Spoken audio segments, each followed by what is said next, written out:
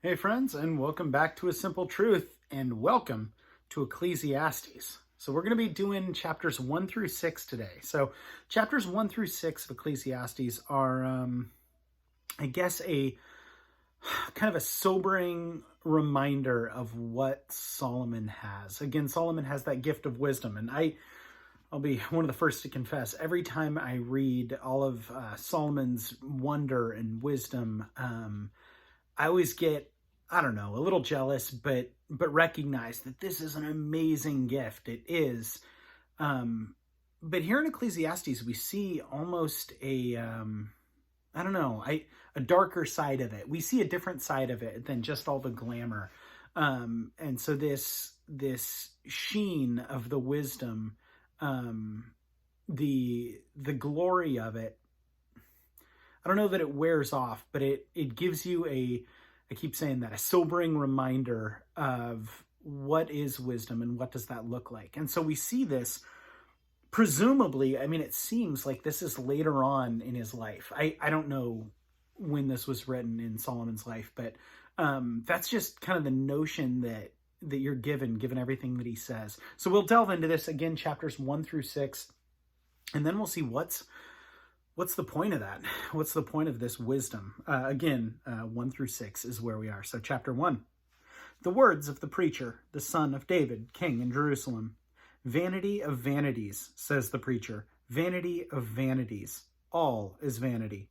What profit has a man from all his labor, in which he toils under the sun? One generation passes away, and another generation comes, but the earth abides forever. The sun also rises, and the sun goes down, and hastens to the place where it arose. The wind goes towards the south and turns around to the north. The wind whirls around continually, and comes again on its circuit. All the rivers run into the sea, yet the sea is not full. To the place from which the rivers come, there they return again. All things are full of labor. Men cannot express it. The eye is not satisfied with seeing, nor the ear with hearing. That which has been done will be. That which is done is what will be done.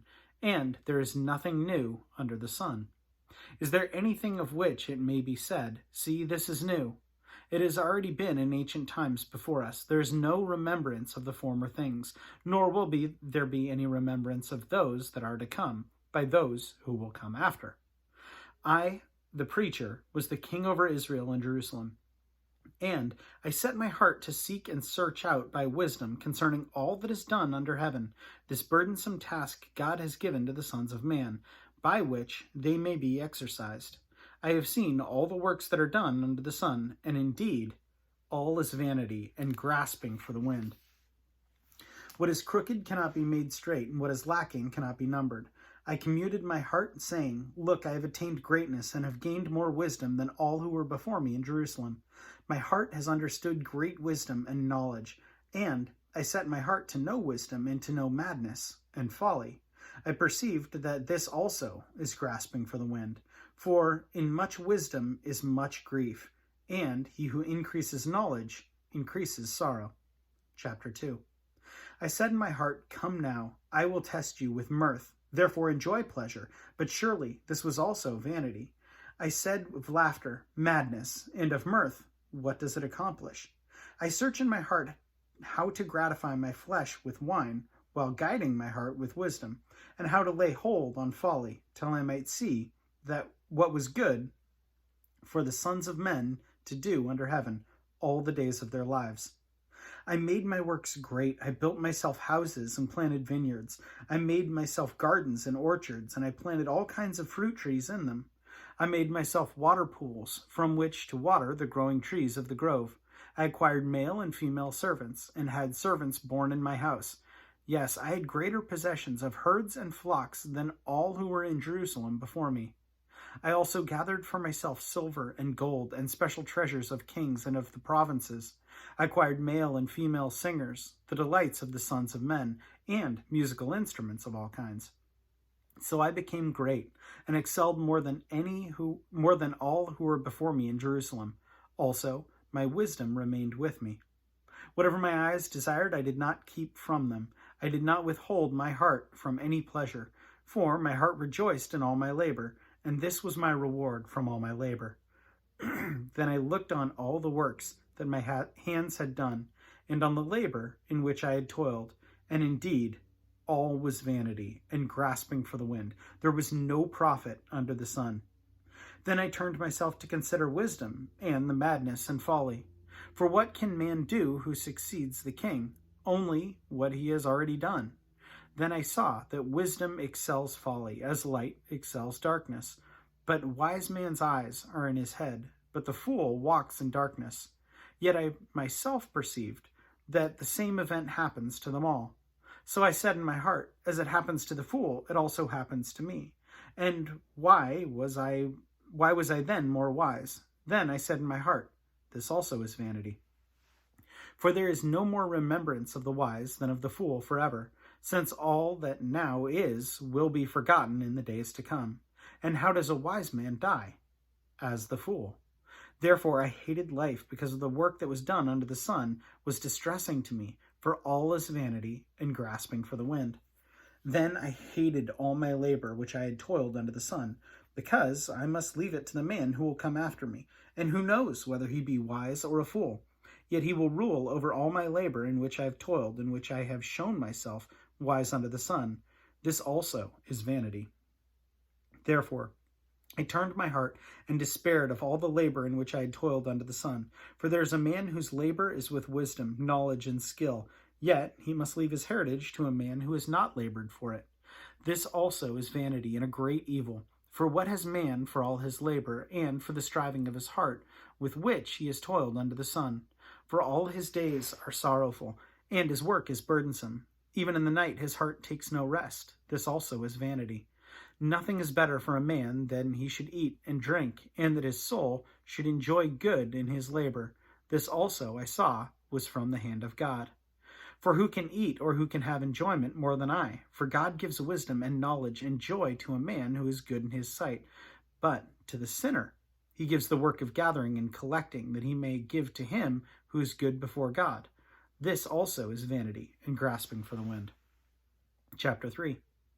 To everything there is a season, a time for every purpose under heaven, a time to be born, a time to die, a time to plant, a time to pluck what is planted, a time to kill, a time to heal, a time to build, to break down, a time to build up, a time to weep and a time to laugh, a time to mourn and a time to dance, a time to cast away stones and a time to gather stones, a time to embrace and a time to refrain from embracing, a time to gain and a time to lose, a time to keep and a time to throw away, a time to tear and a time to sow, and a time to speak silence and a time to speak, a time to love and a time to hate, a time of war and a time of peace. What profit has the worker from that in which he labors? I have seen the God-given task with which the sons of men are to be occupied. He has made everything beautiful in its time. Also, he has put eternity in their hearts, except that no one can find out the work that God does from beginning to end. I know that nothing is better for them than to rejoice and to do good in their lives, and also that every man should eat and drink and enjoy the good of his labor. It is the gift of God. I know that whatever God does, it shall be forever. Nothing can be added to it, and nothing can be taken from it. God does it that men should fear before him, and that which is already been, and that which is to be has already been, and God requires an account of what is past. Moreover, I saw under the sun, in the place of judgment, wickedness was there, and in the place of righteousness, iniquity was there. I said in my heart, God shall judge the righteous and the wicked, for there is a time for every purpose and for every work. I said in my heart, concerning the condition of the sons of men, God tests them, that they may see that they themselves are like animals. For what happens to the sons of men also happens to the animals. One thing befalls them. As one dies, so dies the other. Surely they all have one breath. Man has no advantage over animals, for all is vanity. All go to one place. All are from the dust, and all return to dust. Who knows the spirit of the sons of men, which goes upward, and the spirit of the animal, which goes down to earth? So I perceive that nothing is better than that a man should rejoice in his own works, for that is his heritage, for who can bring him to see what will happen to him? Chapter 4. Then I returned and considered all the oppression that is done under the sun. And look, the tears of the oppressed, but they have no comforter. On the side of their oppressors there is power, but they have no comforter. Therefore I praised the dead who were already dead more than the living who are still alive. Yet better than both is he who has never existed, who has not seen the evil work that is done under the sun. Again I saw that for all toil and every skillful work a man is envied by his neighbor. This is also vanity and grasping for the wind. The fool folds his hands and consumes his own flesh.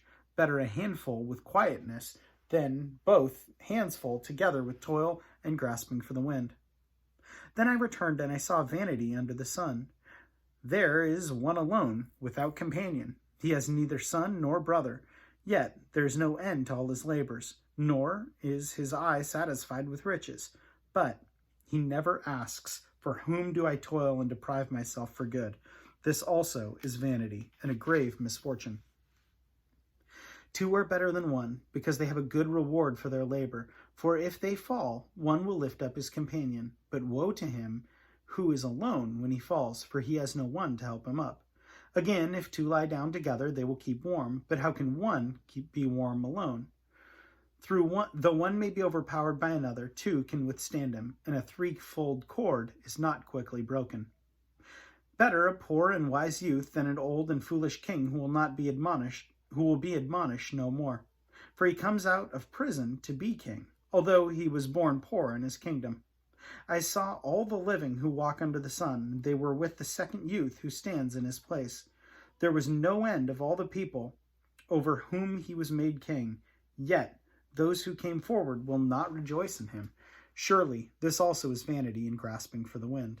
Chapter 5.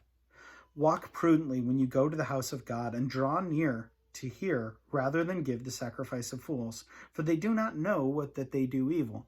Do not be rash with your mouth, and let not your heart utter anything hastily before God. For God is in heaven, and you on earth. Therefore let your words be few. For a dream comes through much activity, and a fool's voice is known by his many words. When you make a vow to God, do not delay to do it, for he has no pleasure in fools. Pay what you have vowed. Better not to vow than to vow and not pay. Do not let your mouth cause your flesh to sin, nor say before the messenger of God that it was an error. Why should God be angry at your excuse and destroy the work of your hands? For in the multitude of dreams and many words there is also vanity. But fear God.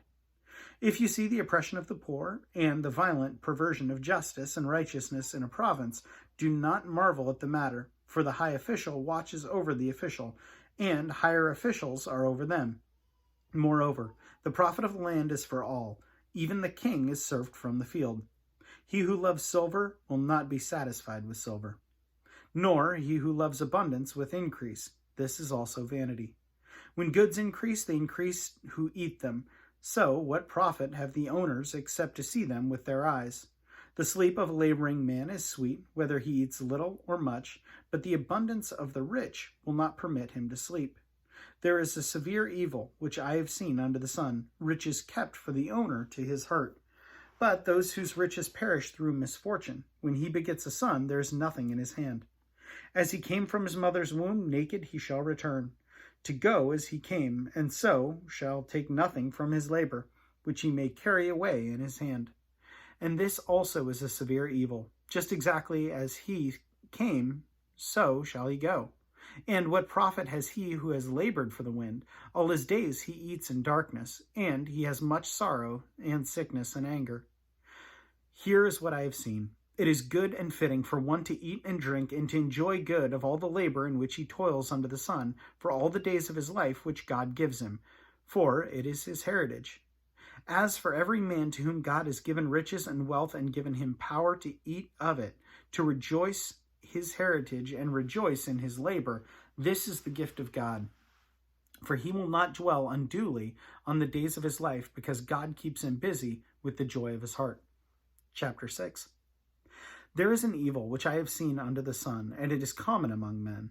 A man to whom God has given riches and wealth and honor, so that he lacks nothing for himself of all his desires, yet God does not give him power to eat of it, but a foreigner consumes it. This is vanity, and it is an evil affliction. If a man begets 100 children and lives many years, so that the days of his years are many, but his soul is not satisfied with goodness, or indeed he has no burial, I say that a stubborn child is better than he. For it comes in vanity and departs in darkness, and its name is covered with darkness. Though it has not seen the sun or known anything, this has more rest than that man, even if he lives 1,000 years twice, but has not seen goodness. Do not all go to one place? All the labor of man for his mouth, and yet the soul is not satisfied. For what more has the wise man than the fool? What does the poor man have? Who knows how to walk before the living? Better is the sight of the eyes than the wandering of desire. This is also vanity and grasping for the wind. Whatever one is, he is named already, for it is known that he is man, and he cannot contend with him who is mightier than he. Since there are many things that increase vanity, how is man the better? For who knows what is good for man in life, all the days of his vain life, which he passes like a shadow? Who can tell a man what will happen after him under the sun? And that's a great summation. I mean, that's all I wrote down. That's what it seems to come to, is fear God and keep your vows. And all your actions should flow out from that. That message is really simple, and yet sometimes so hard to execute. Fear God and keep his commands. That's all I'm going to leave you with. Anyway, friends, thanks so much for joining. Have a great rest of your day.